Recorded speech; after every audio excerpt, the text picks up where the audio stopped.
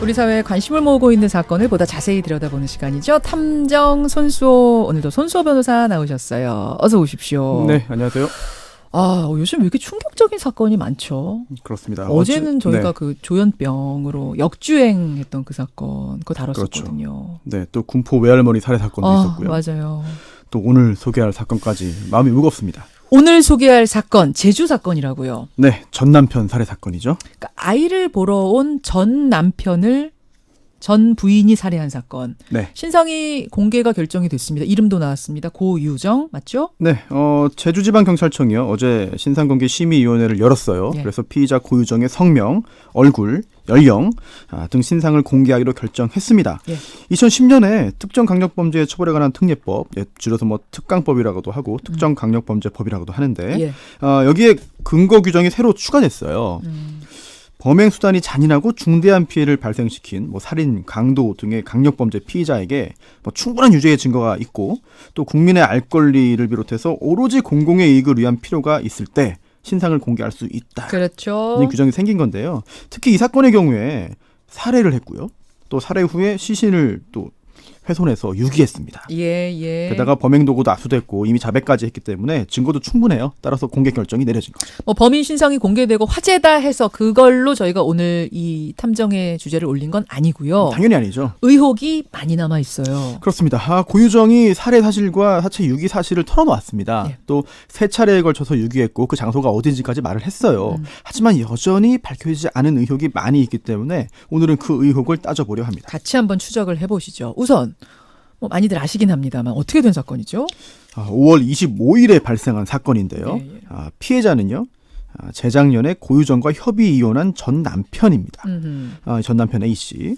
둘 사이에는 자녀가 한 명 있어요. 예. 그런데 이 전 남편이 그동안 아이를 만날 수가 없었습니다. 왜요? 협의 이혼 과정에서 자녀의 그 양육자로 정해진 게 바로 엄마인 고유정인데요. 예. 이 고유정이 전 남편 A씨와 이 자녀의 만남을 거부했기 때문이에요. 전 남편이 계속 요구했지만 이제 고유정이 받아들이지 않자 결국 전 남편이 법원에 이제 호소했고 예. 그 후 절차가 진행돼서 이날 만나게 된 거죠. 아이를 굉장히 그리워했었다 이런 얘기들이 전해져요. 그렇습니다. 고유정은요. 이혼 후에 재혼해서 충북 청주에서 살았어요. 예. 그런데 전 남편 사이의 자녀를 직접 기르지는 않았고 제주도에 거주하고 있던 부모에게 맡겨놨습니다. 그러니까 친정 부모에게 맡겼기 때문에 아이가 제주에 있었던 거군요. 네. 살해도 제주에서 벌어진 거고. 그렇죠. 반면 이 전 남편은 박사과정 학생이었기 때문에 경제적으로 넉넉지 않았는데 아르바이트를 해서 양육비 40만 원을 매달 고유정에게 보냈죠. 유족이 차량 블랙박스를 확인해봤어요. 예. 전 남편의 차량. 그랬더니 전 남편이 아이를 만나러 가는 차 안에서 우리 아들 보러 간다. 이렇게 노래를 흥하는 걸 부르기도 이게 했죠. 너무 안타깝더라고요. 네, 결국 이 전 남편이 그 아이에 대한 애정, 그 애착을 가지고 있었음을 보여주는 하나의 사례라고 할 수 있죠. 그렇게 해서 그 보고 싶던 노래 부르면서 가던 그 아들을 만난 건데. 네, 만나긴 했어요. 네, 사건 당일인 5월 25일 오전에 한 테마파크에서 셋이 만났습니다. 예. 그리고 각자의 차량으로 다시 이동을 해서 오후에 한 마트 주차장으로 갔는데요. 거기에서 이 전 남편의 차는 주차를 해놓고 고유정의 차에 3명이 함께 타고 펜션으로 이동했습니다. 그렇죠. 그리고 그 다음 날인 26일 아이는 살고 있던 외조부모의 집으로 돌아갔고요. 예. 그리고 그 다음 날인 27일 고유정이 커다란 가방 2개를 끌고 펜션에서 혼자 나왔어요. 예. 그런데 아무리 봐도 이 전 남편이 펜션에서 나오는 모습은 전혀 확인되지 않았거든요. 그렇죠. 고유정은 그 다음 날 배를 타고 제주에서 완도로 빠져나갔고 이후 서울, 김포 등을 거쳐 범행 일주일 지난 5월 31일 오전에 본인의 거주지인 청주시로 돌아갔습니다. 그러니까 지금 CCTV상으로만 볼 때는 A씨는 그 남편은 펜션에 들어가기만 했고 그 다음부터는 보이질 않았던 거예요. 그렇습니다. 이 전 남편의 연락이 업자 전 남편의 가족들이 27일 오후 6시경 경찰에 신고했습니다. 예. 경찰은 당연히 고유정에게 연락을 했죠. 그렇죠. 그래서 전 남편의 행방을 물었는데 고유정은요. 전 남편이 도착한 당일인 25일에 펜션을 나갔다고 대답했어요. 전 남편이 나갔다. 네. 하지만 경찰이 이 전 남편의 휴대전화 신호, 차량 이동 내역 등을 확인해 보니까 고유정의 진술이 사실이 아닌 게 바로 드러났죠. 그렇죠. 그래서 수사가 시작됐고요. 결국 경찰은 지난달 31일 청주시 고유정의 주거지와 차량 등을 압수수색해서 범행 도구로 추정되는 흉기, 톱 이런 것들을 다 확인했습니다. 그리고 그 다음날 고유정을 긴급 체포한 건데요. 그 후에 범행 현장으로 지목된 그 펜션, 예. 그 펜션의 욕실, 거실, 부엌 등에서 이제 혈흔을 찾을 수 있는 루미놀 검사를 진행했는데 여기에서 피해자의 혈흔 여러 개를 발견했습니다. 그러니까 생각보다 빨리 범인은 잡혔는데 네. 시신이 발견이 안 된 거잖아요. 그렇습니다. 고유정과 아이가 펜션 밖으로 나온 건 확인이 된 거예요. 예. 하지만 전 남편이 펜션에서 나오는 거는 확인이 되지 않은 겁니다. 그래서 경찰은 고유정이 전 남편을 살해한 후에 끔찍합니다만 펜션 내에서 시신을 즉 훼손해서 펜션 밖으로 가지고 나와서 유기한 것으로 봤죠. 그러니까 토막, 흔히들 말하는 이제 토막 살인 사건이 된 거예요. 네, 예. 안타깝게도 펜션에는 모형 CCTV만 있었지 실제 CCTV가 없었어요. 모형만 있었어요. 네, 그래서 구체적인 영상으로 확인을 하기는 어려웠습니다. 그러면 지금 CCTV들 나오고 이런 것들은 네. 다른 지역에서, 다른 곳에서 네, 펜션 외에 펜션에 나온 다음에 이제 CCTV 영상들이 나오고 그렇군요. 있는 건데요. 특히 고유정이 제주도를 빠져나와서 완도로 갈 때 네. 탔던 여객선, 이 여객선 내에 설치된 CCTV에서 단서가 발견됐습니다. 고유정이 선상에서, 즉 배 위에서 예. 배를 타고 가면서 여러 개의 종량제 쓰레기 봉투를 바다에 버렸는데요. 그 모습이 영상을 통해서 확인된 거죠. 끔찍해라. 결국 배 시신을 위에서? 훼손해서 바다에 버린 것으로 추정이 되는 건데. 종량제 쓰레기 봉투 여러 개요. 네, 그렇습니다. 그러면은 바다에 버렸으면 이건 뭐 앞으로 찾을 길이 없다는 얘기가 되는 건가요? 가능성이 희박한 상태죠. 경찰이 지금 이 여객선이 지나오는 항로를 중심으로 예, 예. 그 해당 수역을 수색하고 있어요. 예. 하지만 아직 발견하지 못하고 있고요. 또 이 끔찍한 얘기지만요. 고유정이 바다에 버린 이 종량제 봉투가 여러 개였어요. 굉장히 많았습니다. 잠깐만요. 네네. 그러니까 종량제 봉투 숫자가 많았다는 얘기는 그만큼 네. 지금 경찰하고 지금 이 얘기를 들어보면 셀 수 없이 많았다는 얘기를 하고 있거든요. 경찰의 얘기가. 그렇습니다. 그러면 굉장히 아주 네, 사체 훼손의 정도가 심했다는 얘기. 그러면 더더욱 발견하기가 어려워진다는 얘기잖아요. 조그맣게 다 버렸으면. 그렇습니다. 그리고 또 사체를 유기한 경우에 이제 물에 유기했을 경우에 발견하는 경로가 사체가 부패하면서 가스가 차오르면서 위로 올라오거든요. 그렇죠. 예, 그런데 이렇게 훼손을 심하게 한 경우에는 그런 가능성도 떨어지는 것이고요. 예. 또 고유정은요, 바다뿐 아니라 완도에 내린 후에 차를 타고 가면서 도로변에도 버렸어요. 그리고 심지어 아버지 소유의 집이 있는 김포에 가서도 유기했다고 진술했거든요. 거기선 그럼 발견할 수 있는 거 아니에요? 도로와 집 근처라고 한 것에 따르면? 네, 지금 찾고 있는 겁니다. 예, 이처럼 여러 차례 나누어서 유기할 수 있다는 건 그만큼 사체 훼손의 정도가 굉장히 심각한 걸 의미하는 것이고 또 고유정이 밝히는 이 유기 장소와 횟수가 예. 사실이 아닐 수도 있어요. 아닐 수도 있죠. 네, 그 외에 또 유기 지역이 더 많을 수도 있는 것이고.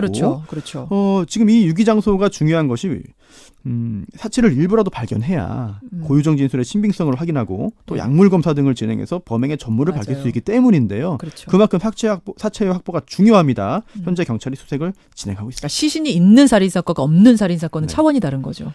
일단 유죄 판결을 선고함에 있어서는 그렇게 어려움은 없을 것 같아요. 네, 하지만 구체적으로 사체를 일부라도 확보해서 여러 가지 그런 검사 작업을 그렇죠. 진행해야 범행의 전모를 밝히는 데 가까워질 수 있겠죠. 이게 정말 자세하게 우리 손탐정으로부터 듣다 보니까 생각보다 더 잔혹한 범죄였다라는 느낌이 드는데 도대체 왜 그런 겁니까? 그럼 왜? 그게 바로 이 사건의 가장 큰 의혹이죠. 그렇죠. 유족들에 따르면은요, 이 고유정과 전 남편, 이 피해자는 이혼 후에도 자녀 관련 문제로 갈등이 계속됐대요. 특히 면접 교섭 관련 소송 과정에서 예. 고유정이 3번 재판에 불출석하다가 나중에 재판에 나갔는데 그때도 법원에서 욕을 하며 격분했다고 하는데요. 이처럼 자녀 관련된 갈등이 살해의 동기였을 것으로 짐작됩니다. 예. 하지만 고유정은요, 경찰에서 전혀 다른 주장을 했어요. 무슨 다른 주장이요? 펜션에서 셋이 파티하려고 내가 수박을 자르고 있었는데 전 남편이 갑자기 나에게 가해 행위를 하려고 했다. 나를 덮쳤다. 그래서 우발적으로 살해했다는 거죠. 하지만 이 주장 자체가 거짓이라는 게 고 씨의 어떤 기존의 진술을 통해서 그대로 드러납니다. 그러니까 정당방위 차원에서 나는 방어 차원에서 했다라고 주장했는데 그게 아니라는 증거가 나왔어요? 확인 결과 네. 이제 고유정이요, 전 남편의 휴대전화를 이용해서 자기 자신에게 문자 메시지를 보냈습니다. 뭐라고요? 그 내용이 참 이런데요. 내가 그런 행동을 해서 미안하다. 그러니까 지금 죽은 전 남편의 핸드폰에다가 자기가 문자를 보냈다. 그럼 그 얘기는 이미 살해를 한 뒤에 문자를 조작했다는 얘기가 되는 건가요? 그렇습니다. 시간상? 하지만 전 남편이 고유정을 공격하려고 했다는 주장이 사실이라고 가정한다면 예. 그 직후에 전 남편이 우발적으로 살해되었다는 건데 그러면 살해된 전 남편이 고유정에게 이런 문자 메시지를 보내는 거는 불가능. 이상하잖아요. 이 여성의 진술하고 어긋나네요. 그렇습니다. 아, 그렇죠. 그러니까 덮치려고 해서 가해를 하려고 해서 내가 정당방위 차원에서 우발적으로 살해를 했다. 근데 살해가 된 다음에 미안해 문자 보내는 사람은 없으니까 그렇죠. 말이 안 되는 거네요. 네.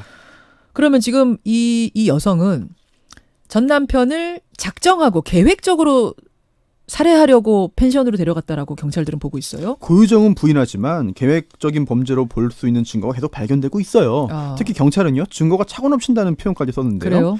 먼저 고유정이 이 전 남편을 만나기 전에 예. 이미 흉기, 톱, 수십 장의 종량제 쓰레기 봉투 등을 구입해서 자신의 차량에 실어 놓았습니다. 그래요. 확인됐어요. 또 고유정의 휴대전화, 또 컴퓨터를 압수해서 확인했더니 예. 살해 도구, 또 니코틴 치사량 이런 단어를 검색한 흔적이 발견됐거든요. 예. 휴대전화와 컴퓨터는 증거의 집합소입니다. 굉장히 다양한 증거들이 나온 것이고요. 맞아요. 이처럼 사전에 살해부터 사체 훼손 유기까지 종합적으로 계획한 것으로 볼 정황들이 굉장히 짙게 나타나고 있습니다. 자, 그럼 다시 첫 번째 질문으로 돌아가게 되네요. 일단 우발적인 범행이었다는 주장은 신빙성 떨어지고 사전에 계획된 범죄라는 증거는 차고 넘치고 네. 그러면 정말 아이 문제 때문이었을까? 이 원인은 뭐 어떻게 받아들여지나요? 실제로 현재로서는 그 아이 문제 때문에 앙심을 품고 범행을 했다고 추정할 수밖에 없겠죠. 다만 현재 수사 중이기 때문에 추가적인 동기가 드러나거나 아예 새로운 동기가 나타날 가능성도 배제할 수는 없는데 보통 이제 살인 범행의 동기는 뭐 금전, 치정, 뭐 개인적인 원한 또는 사회에 대한 분노, 뭐 테러, 뭐 정신질환 아니면 또 무동기 살인 등등이 있습니다.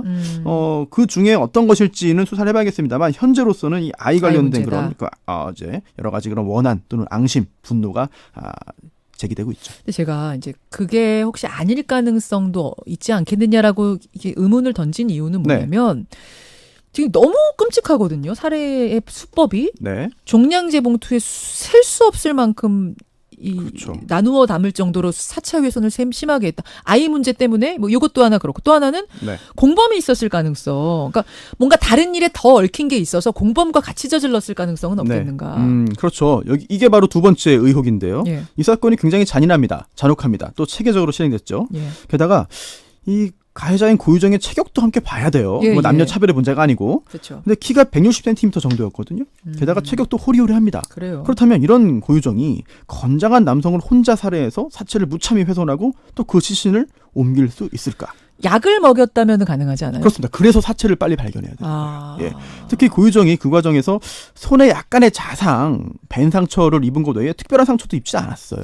약을 먹여서 범행을 했다 하더라도 그렇게 훼손을 평범한 여성이 호리호리한 여성이 혼자서 그렇게까지 할 수 있겠는가도 좀 의문이긴 해요. 물론 상상하지 못할 일들이 워낙 많이 발생하기 때문에 혼자 했을 가능성도 있습니다. 하지만 뭐 단독 범행으로 단정하기는 어렵고 지금 단계에서 혹시라도 범행에 직간접적으로 도움을 준 사람이 있지 않을까라는 부분까지 가능성을 배제하면 안 되겠죠. 그리고 지금 또 하나의 의혹이 있기 때문에 이 사건이 혹시 단독 범행 아닌 거 아니야라는 얘기가 나오는데 뭐냐면 재혼한 남편과 사이에서 낳은 아이입니까? 이 아이는 얼마 전에 숨졌다면서요. 이 부분도 참 미스테리합니다. 잠시만요. 쭉 다시 한번 정리하겠습니다. 전 남편의 아이인데 전 남편과 이 여성 사이에 현 남편과 이 여성 사이의 아이가 아니고 현 남편과 전 부인 사이의 아이입니다. 네, 그렇죠. 그런데 그 아이가 재혼한 현재의 남편과 전 부인 사이의 아이죠. 불과 3개월 전에 사망했어요. 4살이었는데 고유정과 지금 현재 남편이 경찰에서 이렇게 말했습니다. 자고 일어나 보니까 아이가 죽어있다. 그래서 신고했다. 특히 남편이 구체적으로 이렇게 말했습니다. 내 다리가 아이 배 위에 올라가 있었다. 즉 잘 때 이제 아이 위에 내 아이의 그 배 위에 내 다리가 올라가서 질식한 것 같다. 이런 이야기 한 건데요. 당시 남편과 아이가 함께 자고 있었고요. 고유정은 다른 방에서 혼자 자고 있었다고 진술을 했어요.